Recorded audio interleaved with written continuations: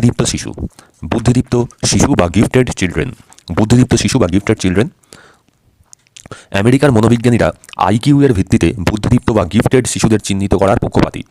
তারা সংজ্ঞায়িত করেছেন যে সমস্ত শিশুর আইকিউ 137 বা তার বেশি তাদেরকেই তারা বুদ্ধিদীপ্ত শিশু হিসেবে চিহ্নিত করেন।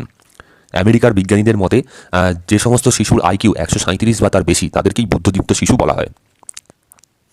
আচ্ছা, 1991 সালে রেনজুলি এবং রেইস বুদ্ধিদীপ্ততাকে 3টি ভাগে উপস্থাপন করেছেন, যেমন হচ্ছে সাধারণ ক্ষমতা গড় মান অপেক্ষা বেশি, 2 উচ্চ পর্যায়ে সৃজনশীল ক্ষমতা, 3 হচ্ছে সাফল্য অর্জনের জন্য উচ্চমানের কর্মোদ্যোগ ও প্রেরণা।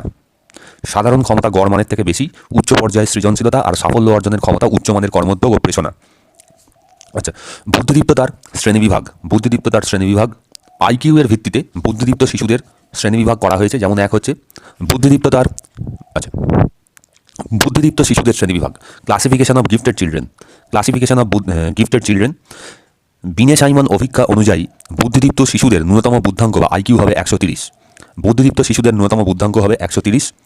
নিম্নে বিনে সাইমন অভিজ্ঞা অনুসারে 1937 সালে যে স্ট্যানফোর্ড সংস্করণ বেরিয়েছিল, সেই সংস্করণ অনুযায়ী মানে বিনে সাইমন অভিজ্ঞার 1937 সালে স্ট্যানফোর্ড সংস্কার অনুসারে আইকিউ এর উপর ভিত্তি করে বুদ্ধিদীপ্ততার শ্রেণীবিভাগ করা হয়েছে। বুদ্ধিদীপ্ততাকে 4 ভাগে ভাগ করা হয়েছে। আচ্ছা, এক হচ্ছে স্বল্পমাত্রার বুদ্ধিদীপ্ততা, মানে হচ্ছে মাইল্ড গিফটেডনেস। 2 হচ্ছে উচ্চমাত্রার বুদ্ধিদীপ্ততা, মডারেট গিফটেডনেস। 3 হচ্ছে ব্যতিক্রম মাত্রার বুদ্ধিদীপ্ততা, মানে সিভিয়ার গিফটেডনেস।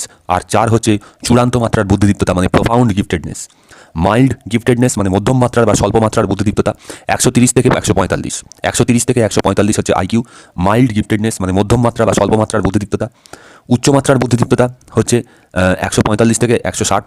145 থেকে 160 হচ্ছে উচ্চমাত্রার বুদ্ধিদীপ্ততা, মানে মডারেট। সিভিয়ার মাত্রা বা ব্যতিক্রম মাত্রার বুদ্ধিদীপ্ততা 160 থেকে 180। আর চূড়ান্ত মাত্রার বুদ্ধিদীপ্ততা হচ্ছে 180-র বেশি। চূড়ান্ত মাত্রা বা প্রফাউন্ড গিফটেডনেসের আইকিউ হচ্ছে 180-র বেশি। বুদ্ধিদীপ্ত শিশুদের বৈশিষ্ট্য এক হচ্ছে দৈহিক বৈশিষ্ট্য হচ্ছে যে জন্মের সময় তাদের ওজন অপেক্ষাকৃত বেশি হয়। মনোবিজ্ঞানী টারম্যান তার উপর ভিত্তি করে কিছু শারীরিক বৈশিষ্ট্য লক্ষ্য করা যায়, যেমন হচ্ছে 1, জন্মের সময় তাদের ওজন অপেক্ষাকৃত বেশি, এরা খুব তাড়াতাড়ি হাঁটতে শেখে। 3, এদের বয়সন্ধিকাল সাধারণ শিশুদের তুলনায় আগেই পরিলক্ষিত হয়, অর্থাৎ এদের যে পরিণমন বা ম্যাচুরেশন সেটা সাধারণ শিশুদের তুলনায় আগেই পরিলক্ষিত হয়। এরা অতি সাবধানী প্রকৃতির হয়। 5, এদের স্বাস্থ্য ও পুষ্টি উন্নত মানের হয়। 6, এই শিশুর উচ্চতা, ওজন, পেশিশক্তি, কাঁধের গঠন, পেশি সঞ্চালন ক্ষমতা ইত্যাদি তুলনামূলকভাবে ভালো হয়। শ্রবণ প্রতিবন্ধিতা, তোতলামি, শ্বাসযন্ত্রের ত্রুটি ইত্যাদি তুলনামূলকভাবে কম হয়। এই শিশুদের উচ্চতা, ওজন, পেশিশক্তি, কাঁধের গঠন, পেশি সঞ্চালন ক্ষমতা ইত্যাদি তুলনামূলকভাবে ভালো হয়। শ্রবণ প্রতিবন্ধিতা, তোতলামি, শ্বাসযন্ত্রের ত্রুটি ইত্যাদি তুলনামূলকভাবে কম হয়। বিকাশগত ও বৌদ্ধিক বৈশিষ্ট্য। বুদ্ধিদীপ্ত শিশুদের প্রতিটি ক্ষেত্রেই বিকাশ অত্যন্ত দ্রুত বেগে হয়। কথা বলা, হাঁটতে শেখা, চলতে, পড়তে, লেখা শেখা ইত্যাদি শিখন দ্রুত হয়। ব্যক্তিগত ও বুদ্ধিসত্তার দিক থেকে এরা সাধারণ শিশুদের চেয়ে অনেক উচ্চ মার্গে অবস্থান করে। সাধারণ শিশুদের থেকে ব্যক্তিসত্তা এবং বুদ্ধিগত দিক থেকে এরা উচ্চ মার্গে অবস্থান করে। এরা দ্রুত প্রতিক্রিয়া জানাতে পারে। নির্ধারিত বয়সের পূর্বে এরা স্কুলে ভর্তি হলেও এরা সহপাঠীদের চেয়ে দ্রুত উন্নতি করতে পারে। নির্ধারিত বয়সের চেয়ে দ্রুত শ্রেণীকক্ষে ভর্তি হলেও এরা সহপাঠীদের চেয়ে দ্রুত উন্নতি করে। শ্রেণীকক্ষে তার আগ্রহ ও ক্রিয়াকলাপ বহুমুখী ও বহু বিস্তৃত হয়। ব্যক্তিসত্তার বৈশিষ্ট্য 3 হচ্ছে ব্যক্তিসত্তার বৈশিষ্ট্য। এদের ব্যক্তিসত্তা এবং বুদ্ধিদীপ্ততার মধ্যে একটা ঘনিষ্ঠ সম্পর্ক রয়েছে। বুদ্ধিদীপ্ত শিশুরা সাধারণভাবেই খুব উচ্চাকাঙ্ক্ষী ও কঠোর পরিশ্রমী। এদের মধ্যে ইচ্ছাশক্তি প্রবল। এই শিশুরা নান্দনিক বহিঃপ্রকাশ বা প্রতিফলনমূলক চিন্তার ক্ষেত্রে বিশেষ আগ্রহী হয়ে থাকে। এদের প্রেরণা অত্যন্ত উচ্চমানের, মানে মোটিভেশন খুব বেশি। অত্যন্ত সংবেদনশীল, ক্ষমতাশীল, নমনীয় এবং প্রাণপ্রাচুর্যে ভরপুর। শৈশবে এরা গতানুগতিক খেলাধুলা অপেক্ষা নানা ধরনের সৃষ্টিশীল খেলাধুলার কাজে নিযুক্ত থাকতে বেশি পছন্দ করে। 4 হচ্ছে পারিবারিক প্রেক্ষাপট ও সামাজিক বৈশিষ্ট্য। কোনো মনোবিজ্ঞানী বলেন যে এরা লাজুক প্রকৃতির ও আত্মকেন্দ্রিক হয়। এরা খুবই পরিবারের মধ্যে জনপ্রিয় হয়ে থাকে এবং বয়সে বড়রাও এদেরকে গুরুত্ব দিয়ে থাকে। শিক্ষাগত বৈশিষ্ট্য বুদ্ধিদীপ্ত শিশুরা শিক্ষাক্ষেত্রে তারা উচ্চমাত্রার দক্ষতা, বৌদ্ধিক ক্ষমতা ও সৃজনাত্মক প্রতিভার প্রকাশ দেখিয়ে থাকে। থাকে 2, এদের মধ্যে অসাধারণ নেতৃত্বদান ক্ষমতা আছে। নেতৃত্বদান ক্ষমতা খুব বেশি। 3 হচ্ছে বিদ্যালয়ের সাধারণ ব্যবস্থা এদের সম্পূর্ণ চাহিদা পূরণ করতে পারে না। 4 হচ্ছে এই ধরনের শিশুরা অনেক জটিল সমস্যার উপযুক্ত সমাধান করতে সক্ষম। এরা অতি অল্প বয়সেই পড়তে শেখে, লিখতে শেখে। 6 এদের শব্দভাণ্ডার অধিক সমৃদ্ধ হয়। প্রত্যেক বাক্যে উপযুক্ত শব্দ ব্যবহারে পটু হয়। সক্রিয়তা, প্রাথমিক দক্ষতাসমূহ এরা অল্প সময় অনায়াসে অর্জন করতে পারে। বুদ্ধিদীপ্ত শিশুরা কোনো সাধারণ ঘটনার সূত্র অনুসন্ধান করতে, বিশ্লেষণ করতে এবং উক্ত বিষয়ে সঠিক সিদ্ধান্ত গ্রহণ করতে পারে। নিজেদের ব্যক্তিগত স্বাতন্ত্র্য, বুদ্ধি, সৃজনশীলতাকে কাজে লাগিয়ে সে সহজে সাফল্য অর্জন করে। এরা কোনো বিষয়ে খুব মনোনিবেশ করতে পারে, তবে দীর্ঘক্ষণ মনোযোগ ধরে রাখতে পারে। খুব সহজে মনোনিবেশ করতে পারে এবং দীর্ঘক্ষণ মনোযোগ ধরেও রাখতে পারে। বুদ্ধিদীপ্ত শিশুদের শনাক্তকরণ। কিভাবে বুদ্ধিদীপ্ত শিশুদের শনাক্তকরণ করা যায় না, 1 হচ্ছে বুদ্ধির পরিমাপ দ্বারা, ইন্টেলিজেন্স স্কোর দ্বারা। 2 হচ্ছে সৃজনশীলতার পরিমাপ দ্বারা, মানে ক্রিয়েটিভিটি মেজারমেন্টের দ্বারা। পারদর্শিতার পরিমাপ, অ্যাচিভমেন্ট মেজার। বিশেষ প্রবণতার পরিমাপ, মেজার অফ স্পেশাল অ্যাপটিটিউড। সহপাঠীদের মূল্যায়ন, পিয়ার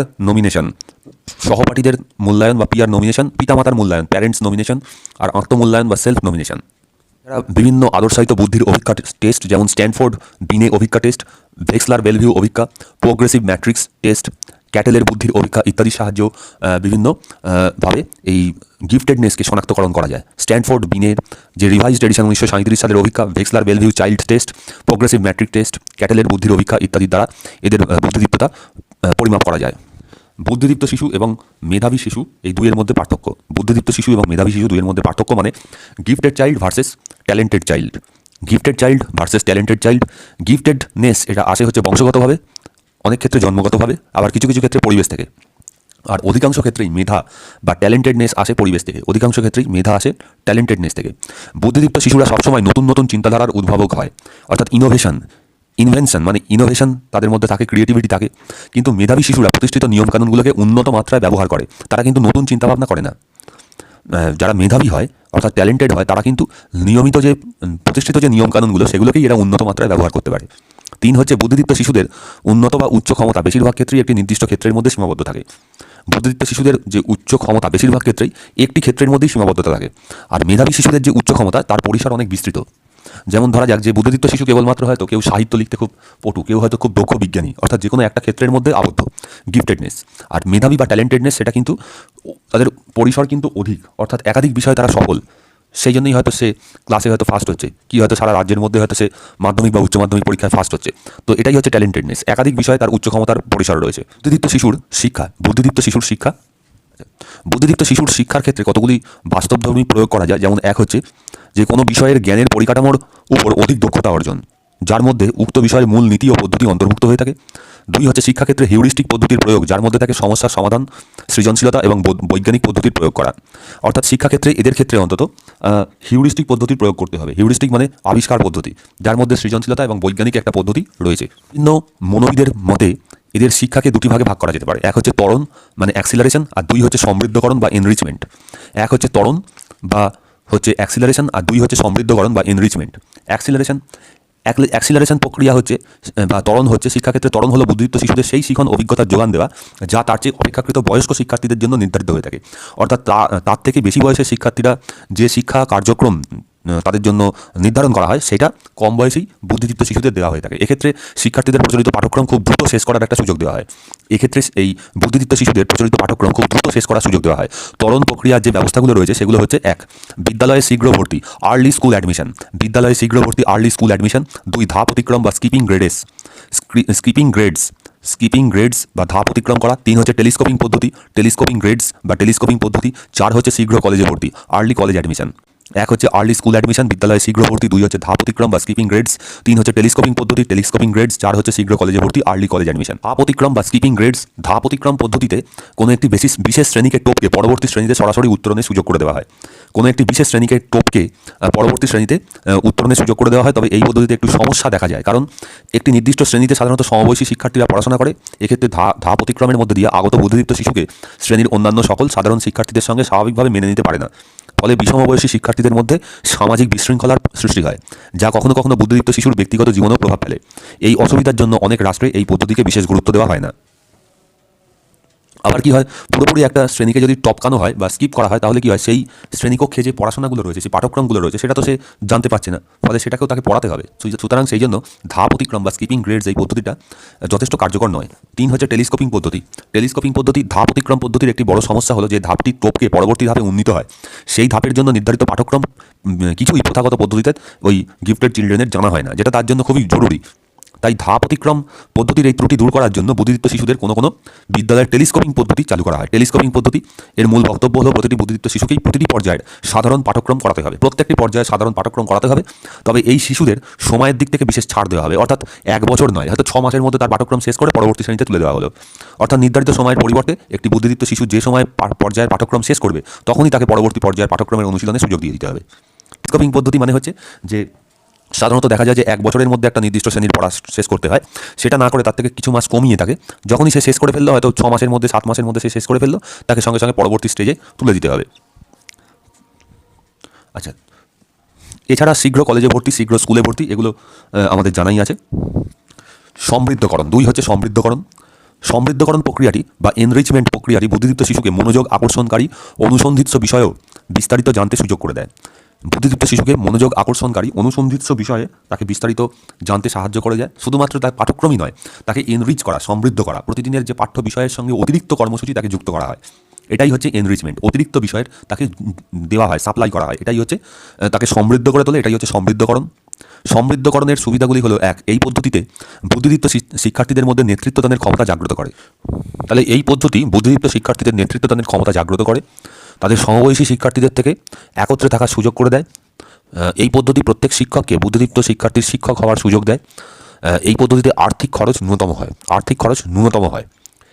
এই সমৃদ্ধকরণের পদ্ধতি, এখানে তাকে অতিরিক্ত পাঠ্যক্রম করানোর একটা সুযোগ দেওয়া হয়। 3 নম্বর হচ্ছে বিশেষ শ্রেণী বা বিশেষ বিদ্যালয়ের ব্যবস্থা। বিশেষ শ্রেণী বা বিশেষ বিদ্যালয়ের ব্যবস্থা, যেমন বুদ্ধিদীপ্ত শিশুদের ত্বরণ এবং সমৃদ্ধকরণ ছাড়াও কিছু বিশেষ শ্রেণী বিদ্যালয়ে থাকা উচিত বুদ্ধিদীপ্ত শিশুদের শিক্ষার জন্য। যেমন 1 হচ্ছে হান্টারের প্রাথমিক বিদ্যালয়, Hunter college elementary school, Hunter college elementary school বা হান্টারের প্রাথমিক বিদ্যালয়। এটি এক ধরনের বিশেষ বিদ্যালয় যেখানে প্রকৃত বয়সী শিশুরা ভর্তি হয়, তাদের বয়স অনুযায়ী বিভিন্ন দলে বিভক্ত করে নির্দিষ্ট বস্তুর উপর কাজ করানো হয়। 2 হচ্ছে বিশেষ শ্রেণী। বুদ্ধিদীপ্ত শিক্ষার্থীদের জন্য কখনো কখনো আলাদা করে সাধারণ বিদ্যালয়ে বিশেষ শ্রেণীকক্ষের ব্যবস্থা করা হয়ে থাকে। আলাদা করে সাধারণ বিদ্যালয়ে বিশেষ শ্রেণীকক্ষের ব্যবস্থা করা হয়ে থাকে। শুধুমাত্র পড়াশোনা করার জন্য তারা ওই আলাদা শ্রেণীকক্ষ ব্যবহার করে থাকে। শুধুমাত্র পড়াশোনা করার জন্য তারা ওই আলাদা শ্রেণীকক্ষ ব্যবহার করে থাকে, কিন্তু বিদ্যালয়ের অন্যান্য সামাজিক সাংস্কৃতিক কার্যাবলীর ক্ষেত্রে তারা অন্যান্য শিক্ষার্থীদের সঙ্গে সমানভাবে অংশগ্রহণ করে। যদিও এই ব্যবস্থাটি যথেষ্ট বিতর্কিত, কারণ শিক্ষাগত মনোবৈজ্ঞানিক দিক থেকে এই ব্যবস্থা শিক্ষার্থীদের মধ্যে খুব সহজেই বিভাজন সৃষ্টি করে দেয়। শিক্ষকের ভূমিকা যে সাধারণ প্রশ্নের বাইরেও অতিরিক্ত প্রশ্ন গ্রহণ ও উত্তরদানের জন্য তৈরি থাকতে হবে। প্রতিটি শিক্ষককে সাধারণ প্রশ্নের বাইরেও অতিরিক্ত প্রশ্ন গ্রহণ ও উত্তরদানের জন্য তৈরি থাকতে হবে। 2, বুদ্ধিদীপ্ত অনুসন্ধিৎসামূলক পদ্ধতি গ্রহণ করতে হবে। 3 হচ্ছে নিয়ম নীতি সম্বন্ধে সচেতন থাকতে হবে। 4, নির্দেশনার পদ্ধতি সম্পর্কে পূর্ব প্রস্তুতি থাকতে হবে, যথাযথ জ্ঞানমূলক দক্ষতা আহরণ করতে হবে, বিভিন্ন বিষয়ে তাদেরকে আগ্রহ দিতে হবে, শিক্ষার্থীদের পারদর্শিতাকে স্বীকৃতি দান করতে হবে, মানে তাকে যেন অনেক সময় দাবিয়ে রাখা না হয়। শিক্ষার্থী কোনো বিষয়ে শিক্ষকের চেয়ে বেশি জানলে যেন শিক্ষক বিচলিত বোধ না করে। বুদ্ধিদীপ্ত শিশুদের শিক্ষা লাভের অর্জনে তারা ব্যর্থ হতে পারে সেই দিকগুলো সম্পর্কে শিক্ষক সতর্ক থাকবেন। যেমন হচ্ছে শিক্ষাগত এবং পেশাগত লক্ষ্য স্পষ্ট নয়, ইগো নিয়ন্ত্রণে অক্ষম, নিজেকে গুটিয়ে নেওয়া এবং নিজেকে সম্পৃক্ত মনে করা, সময় ও অর্থের যথাযথ ব্যবহারে অক্ষম, পিতামাতার অধিক কর্তৃত্ব স্থাপন, লক্ষ্যহীন কাজ বা পিতামাতার অকল্পনীয় চাহিদা, বয়সে অপরিণত হওয়া, অন্যান্যদের প্রতি অনাগ্রহ, আত্মপ্রত্যয়ের অভাব, জীবন সম্পর্কে এরা প্রচণ্ড উদাসীন, স্বল্প মাত্রার আত্মতুষ্টি এদের মধ্যে থাকে, শিক্ষাগত ও সামাজিক ব্যর্থতার আকাঙ্ক্ষা থাকে, নিজেদের ক্ষমতা সম্পর্কে এরা সচেতন থাকে না, আর প্রক্ষোভগত জটিলতা থাকে এদের মধ্যে।